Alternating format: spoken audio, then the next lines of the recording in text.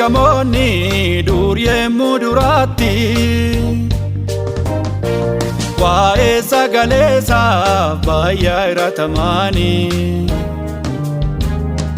Waaqa isaan hin gaanne yeroo gidiraatti obsumaan darbaanii fannoo sabataanii ammumaa dhumaatti obsi fannoo baadhu halkaniif guyyaatti Gooftaan si geggeessa jireenya kee ammumaa dhumaatti obsi fannoo baadhu halkaniif guyyaatti Gooftaan si geggeessa jireenya kee ammumaa dhumaatti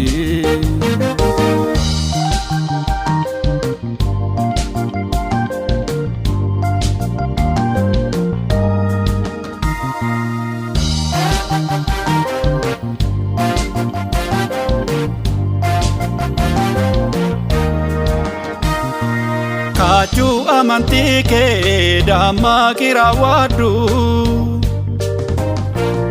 Iddoo siif kenname jabeessi eeggadhu Si gingilchuudhaaf yaada seexaanni Humnaan isaa mo'atta iddoo kee eeggadhu obsumaani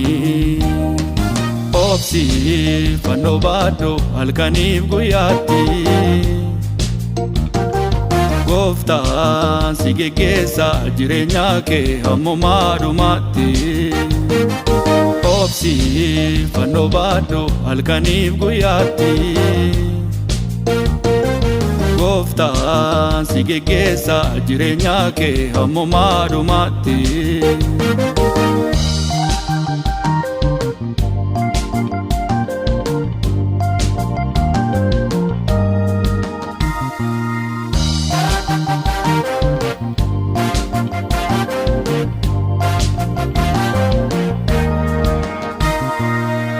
Naanna'ee aadaa seexanni diinni kee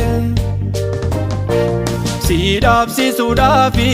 Siyooniin biyyaa kee Ati garuu jabaadhu ayyaana Gooftaatti Moo'ichi kan keeti ammumaa dhumaatti Obsi fannoo baadhu halkaniif guyyaatti Gooftaan si geggeessa jireenya kee ammumaa dhumaatti Obsi fannoo baadhu halkaniif guyyaatti Gooftaan si geggeessa jireenya kee ammumaa dhumaatti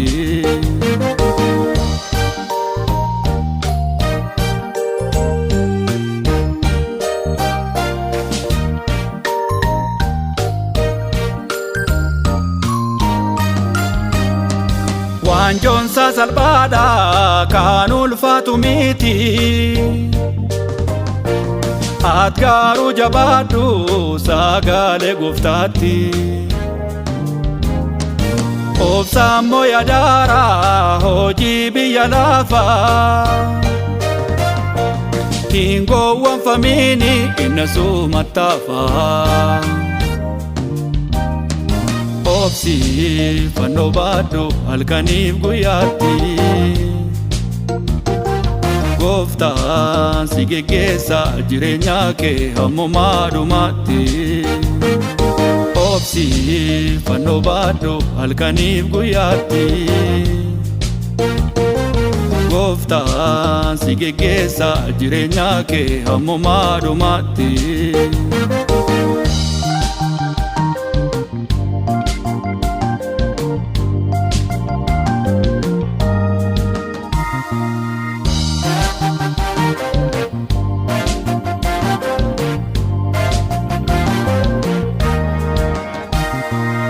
Abboommi isaa eegi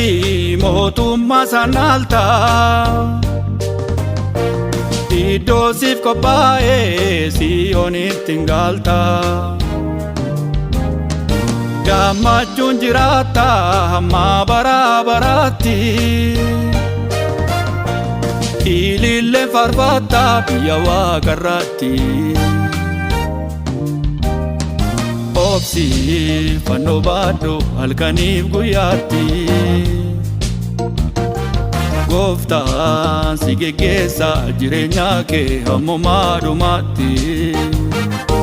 Obsi fannoo baadhu halkaniif guyyaatti.